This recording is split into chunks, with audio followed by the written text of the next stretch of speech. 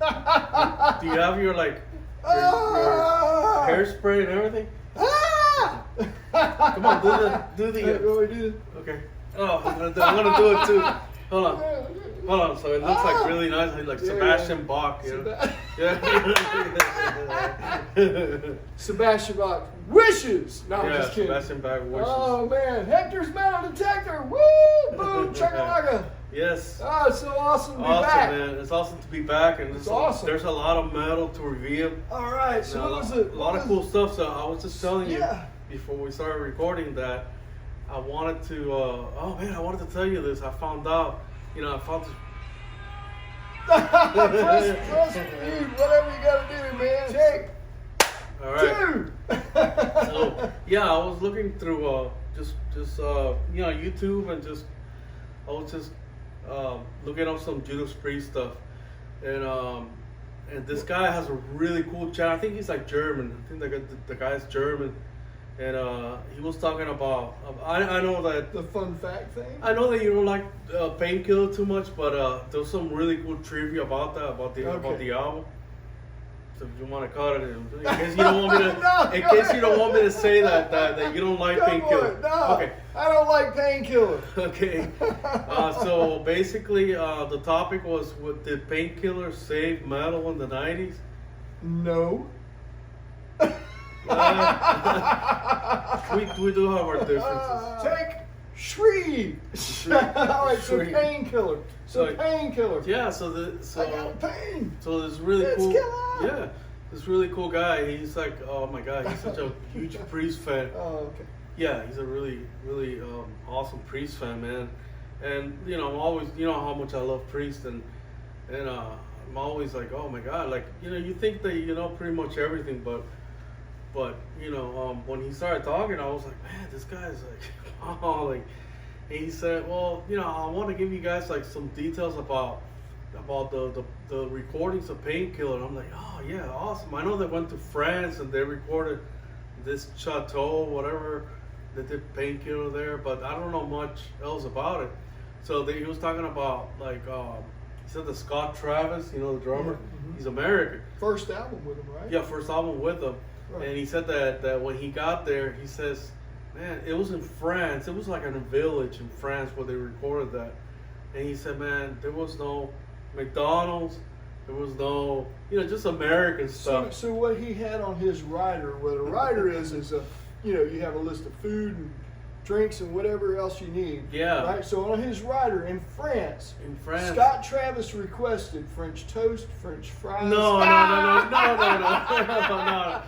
We don't metal guys. We're not like that. What? But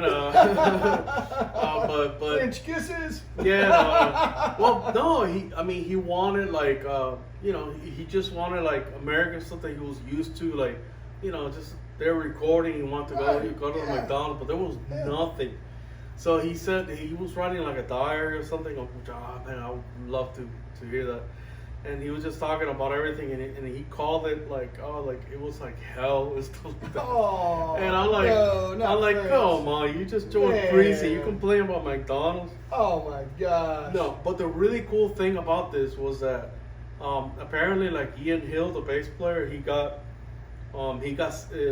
sick during the recordings of that. I'm not sure exactly what it was that he was going through, but he was out for a couple of days there, and I don't know where the idea came about that they said, well, like a lot of the bass lines in that album, because this is a lot of double bass was really fast, a lot of the stuff.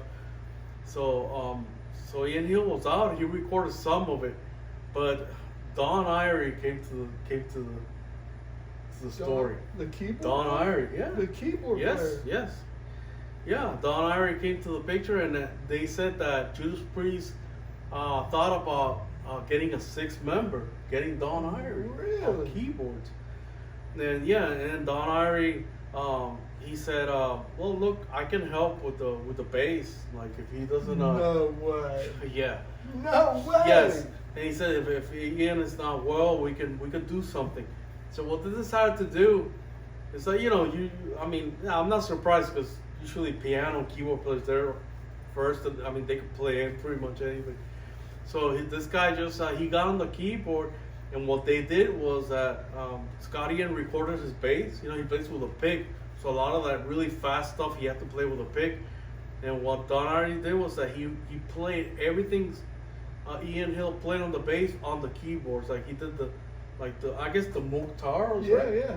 And he was just started and he played. So what you hear in the Painkiller album. So next time maybe you can hear with fresh ears if you want to give the album another chance, and just kind of listen to it. And what you're hearing there's Ian Hill and Don Irie. Wow. Yes. And Man.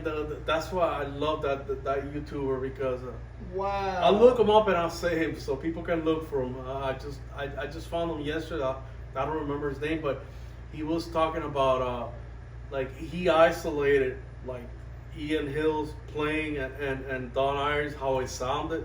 Wow. And I said, well, now you have it. Now that's, you know, since the bass is really under everything, it's like, you know, sometimes you don't hear everything that's going on. But that's what he did. Like both of them are just playing that stuff. Yeah. And then you could hear on Don Irie playing like Painkiller on the keyboard, man. Going like the bass parts. And you could hear Ian Hill's bass and stuff. So I thought that was awesome. That is awesome, but he could have never pulled that off on guitar. Why?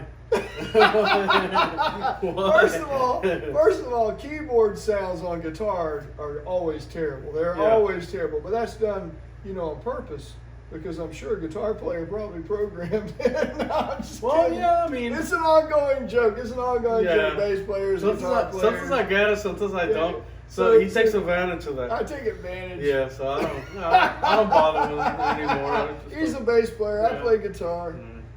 So he tries not to hold it against me. No, I don't hold it against you. You're just a guitar player. That's right. I'm just a guitar player. So let's get into mental health. All right. So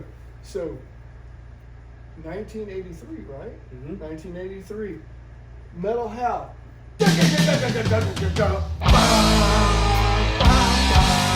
Wow, man. How cool was that? Man. I remember it vividly. I remember I saw that video. I was at a friend's house. I saw that video. And I was just like, wow. I became that kid reaching for the stereo. He was older than me, but I was like,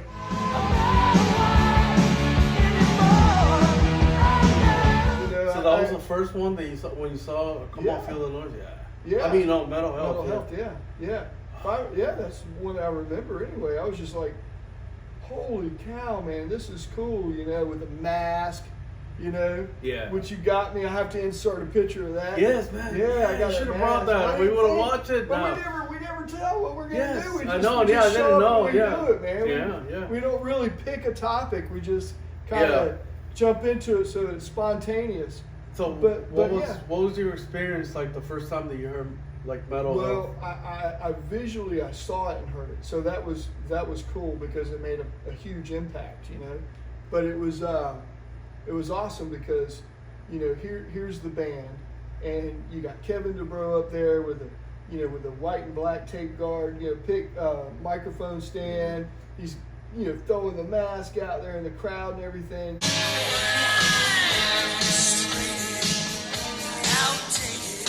You got Frankie Benali, you know, he's got the, you know, white and black drums, all that stuff. But then you got Carlos Cavazzo and Rudy Sarzo, and they're rocking the Washburns. Remember that? Yeah. Yeah, and it was like, oh my gosh! So it was kind of an Explorer shape, you know, takeoff of a Gibson Explorer, and which, you know, I love those. Anyway, I was just like, wow. And the video kept coming back and forth. And so after that video, true story, I asked my mom and dad, I said, because we were talking about painting my walls, right? And I thought, well, cool, man. You know, I was a teenager, so I thought I want it black. And my parents immediately shot that down. And so I said, hey, Mom and Dad, how about if I pad the walls, right? I'm a musician. Yeah. That makes sense to me, right?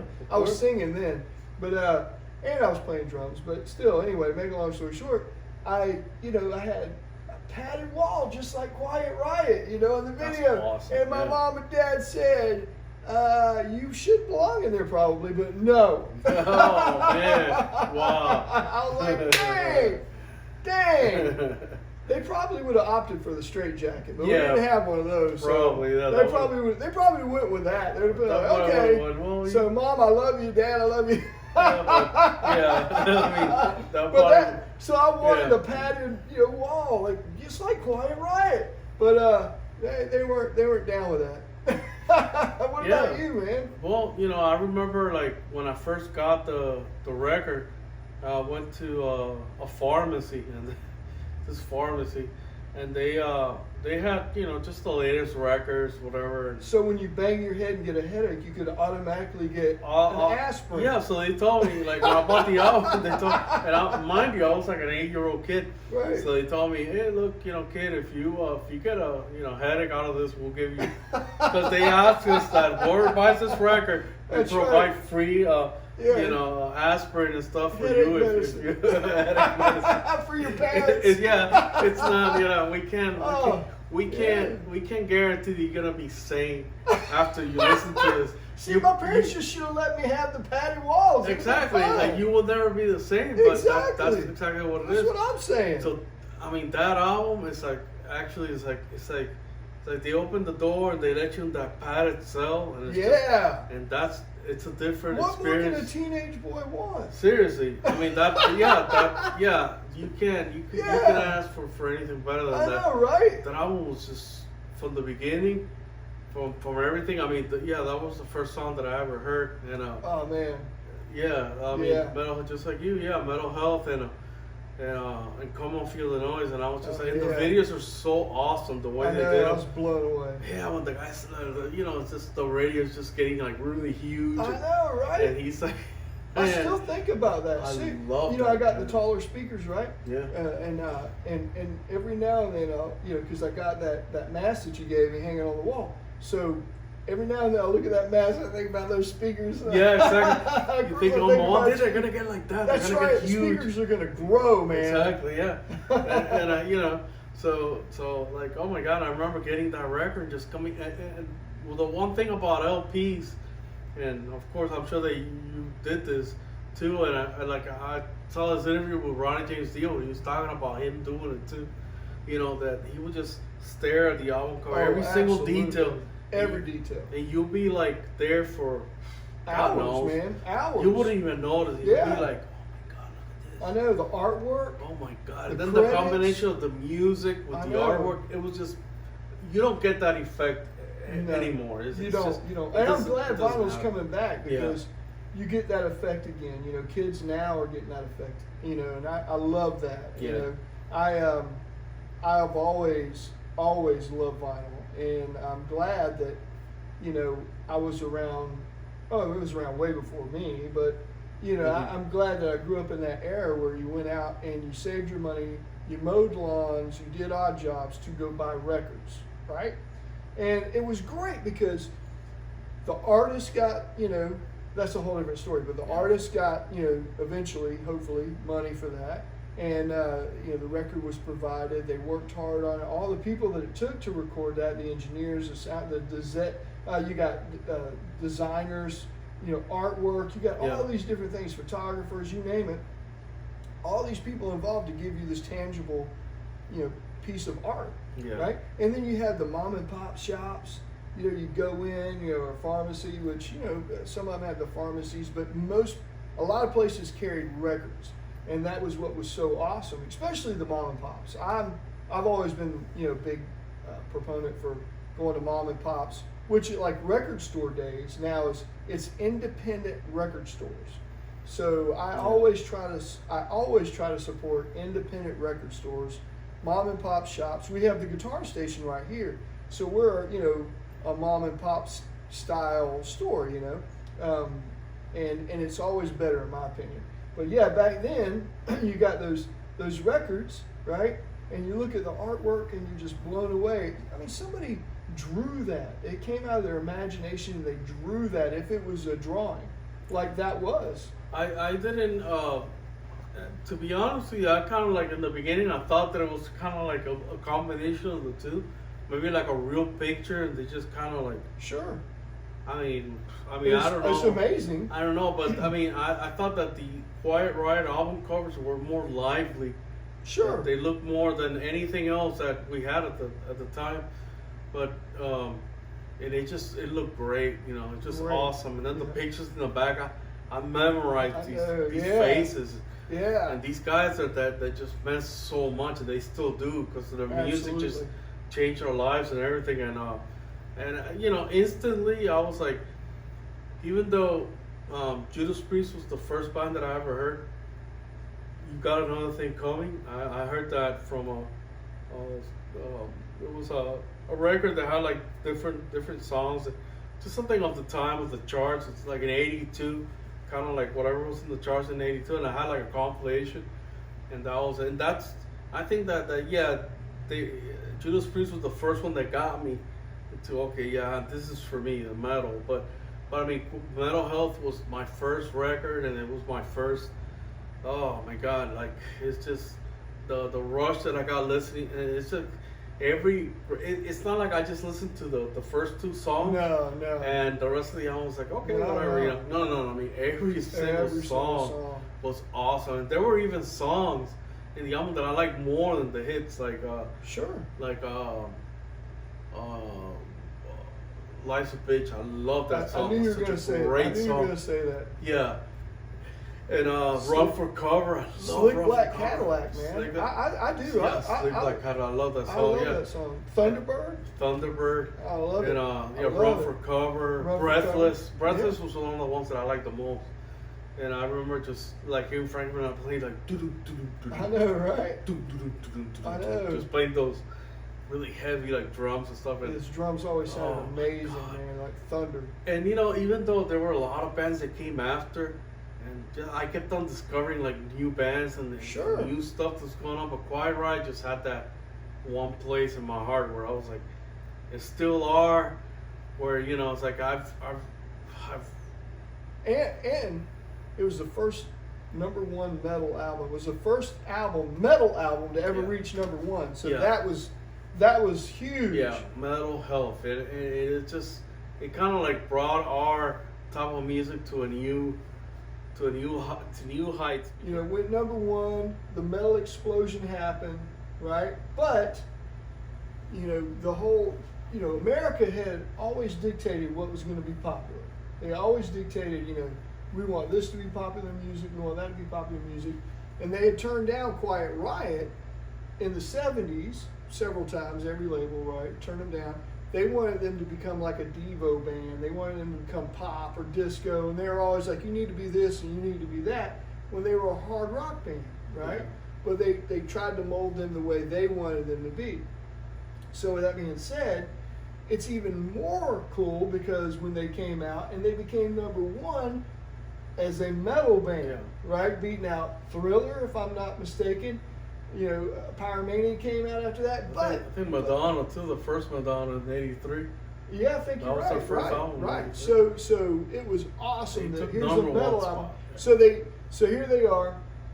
You know, the record companies trying to dictate what was going to be popular. Rudy came back from Ozzy, right? And he was saying, hey, over in Europe, all this British metal is coming out. You want to be on the wave of this. So it worked out perfectly for them. Yeah. Right? Worked out perfectly. And then they played the US Festival, Mhm. right? They had what, Motley Crue's first show was Yeah, was Motley there? Crue opened the show, and Right. then Quiet Riot was second. Yeah. Ozzy with Jakey Lee's first American appearance. Yeah, Ozzy with Bark Jake of the- Lee. Bark of the Moon, that was awesome. You know, you had Judas Priest, and you had Triumph. Triumph. You have Scorpions. Oh yeah, man. I mean, you can't beat that. No, you can't beat I that. think the lineup they had was awesome, and I think that there needed to be those changes in Quiet Riot before they. Sure. Because I think that once Frankie Vanali came on board and you know with Rudy Sarzo and Carlos Cavazo, it was a much better band than they were before. It was I think, in my awesome. opinion, and it just Because you know Randy Rhoads had started that band yeah. and left to be with Ozzy Osbourne. Yeah. And that was his band with Exactly. his childhood best friend, which was Kelly Garney. They were best friends. They started Quiet Riot together, and then Kelly left the band, and actually his book was great, and so he talked about how he went and was riding as an EMT, I believe, in an ambulance and all this other stuff. So he went on to pursue other things other than music, and he was successful at those things as well. So you should check out his book. It's awesome. Angels with Dirty Faces, I believe, is the name of it. I'm gonna check that out. It's great. It's a great book. I gotta check it out. It's sure. awesome, and you should get it.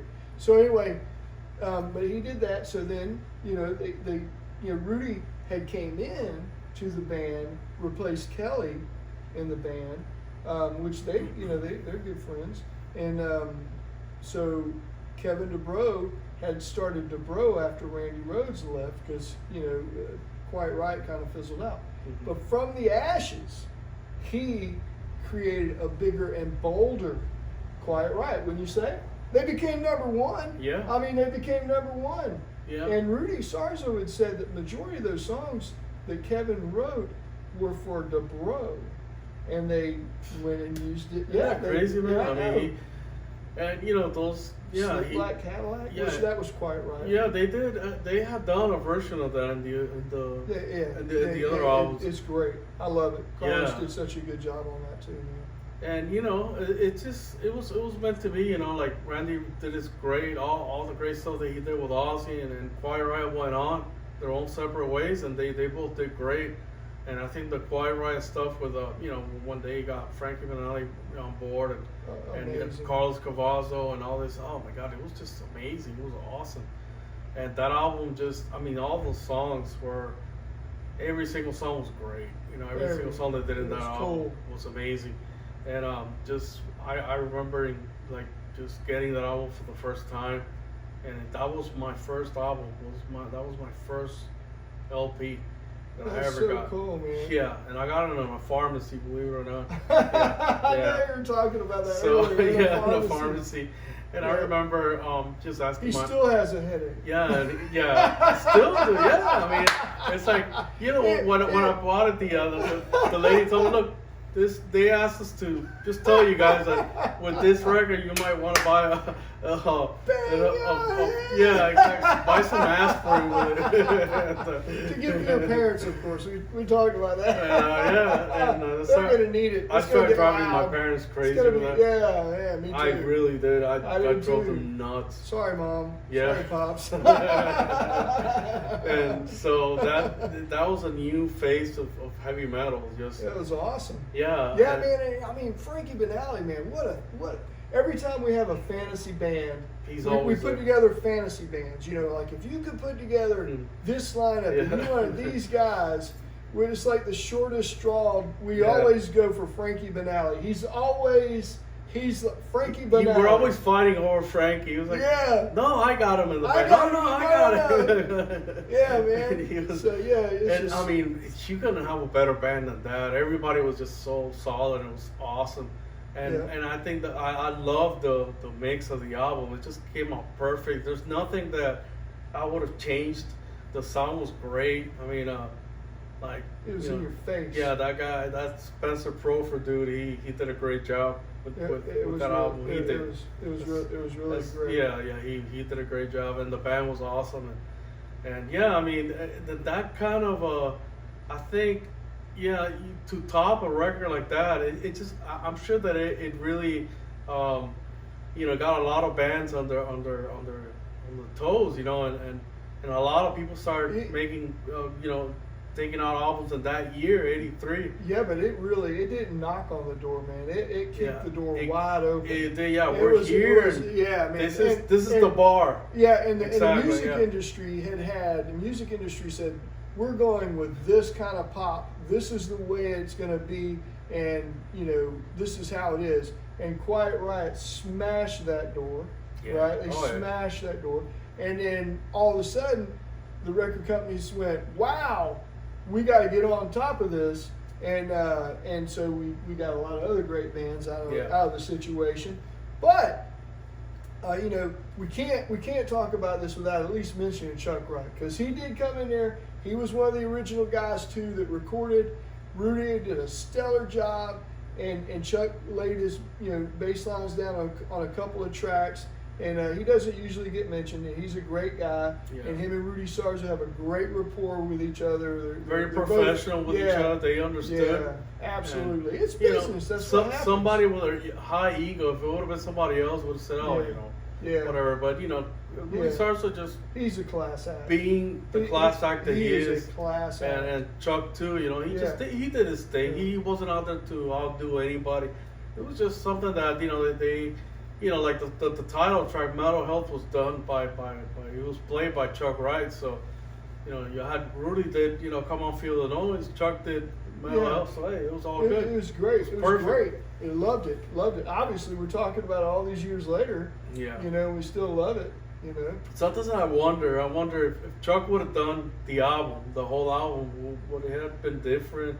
Or what? I don't know. It would have been probably different the in a way. Dynamics, of course, because your personality comes out. Yeah. It's not just notes. And you're talking about two bass players that are pretty much, Yeah, they're solid. They're solid. They're right there. But that album was great. I love Condition Critical, the second one.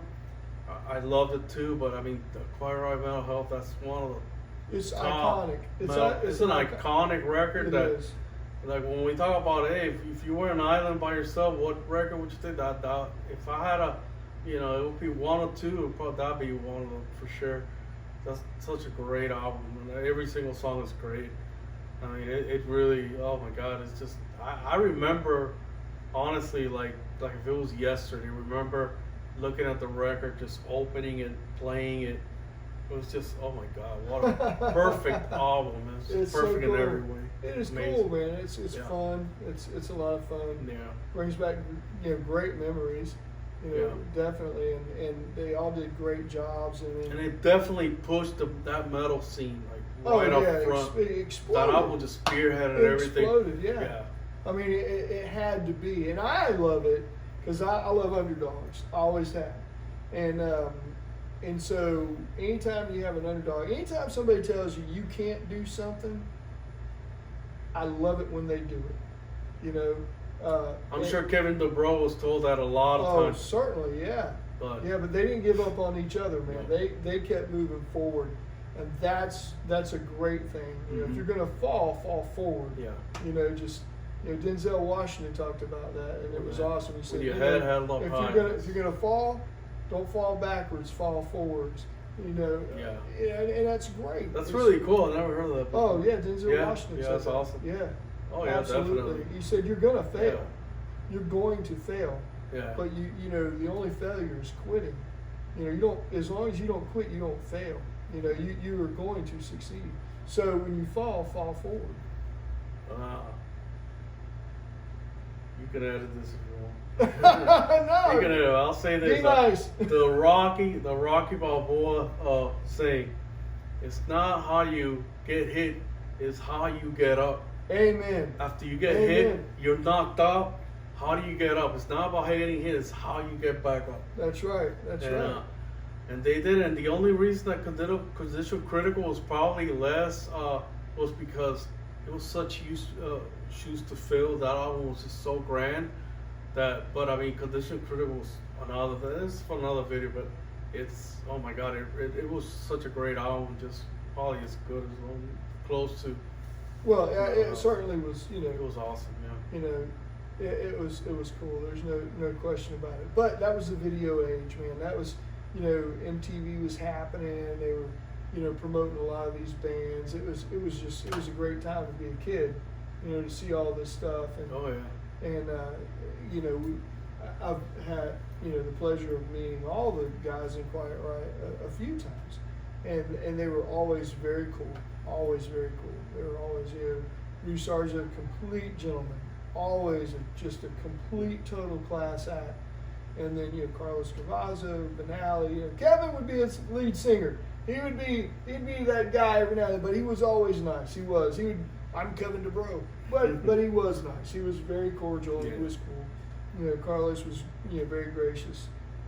But anyway, it was very cool. And I'm so glad we got to talk about mental health, because mental health, man, I know you love that album. I know you love that album. We both do. I mean, that's all. It's such a big part of our lives, of my childhood. Like, it's just, there's a lot of great stuff that came after it, but nothing as big as that. I think that was just like the highlight of my music world. Like how I grew up as a fan. I still am, such a big fan of the music, and that's a band that, if I'm gonna play, I want to make like a little mix of stuff that I want to hear. It will always have something from that album in there. And you won't be easy listening. No, it won't. You're not gonna hear that in the elevator. There's no elevator to bang your head. No. Unless you have you have a, what is it, the padded walls. The padded walls, and you can bang your head there. Yeah. But otherwise, or you have your aspirin there next to you.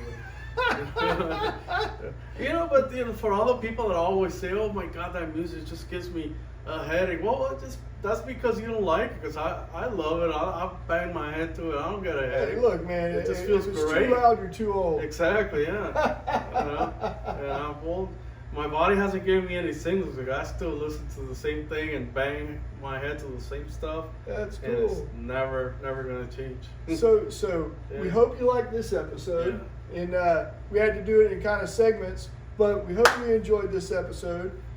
But if you do, if you have anything, you want to send us a comment, tell us what you'd like us to talk about, Yeah, like if you want us to get a little bit further into the thing, just more of a, just more than just the, stuff we're talking about, songs and how the album was big. If you want to get more you're He's more a detail curious guy. about. He's a detail guy. He wants to get in the meat and potatoes and everything. Yeah, because I don't know that I like to hear stuff like that. Like, oh my God, what Sure. did this guy play? What did Carlos Cavazo play in that album? Stuff like that. Right. And we can talk about it. It's all Right. good. And It's all great. comments on other bands if you want other Yeah. albums, other bands. Yeah, exactly. If you particularly want to talk about a particular musician or Yeah. any of those things, write in the comments because we never come into anything in the Hector's Metal Detector and go, we're going to talk about this. No. We just go, hey man, what about this? And we just spontaneously do it, and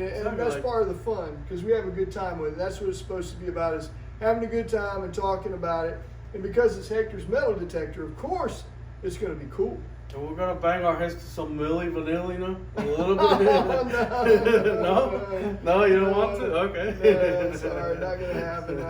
Nope, not gonna happen. But if you like it, please share, and subscribe. Tell your friends about it. And if you don't have any friends, tell your enemies, but tell somebody about it. Right? Yeah, exactly. But leave us a comment, smash that like button. Long live rock and roll. This is where the metal happens. Right here.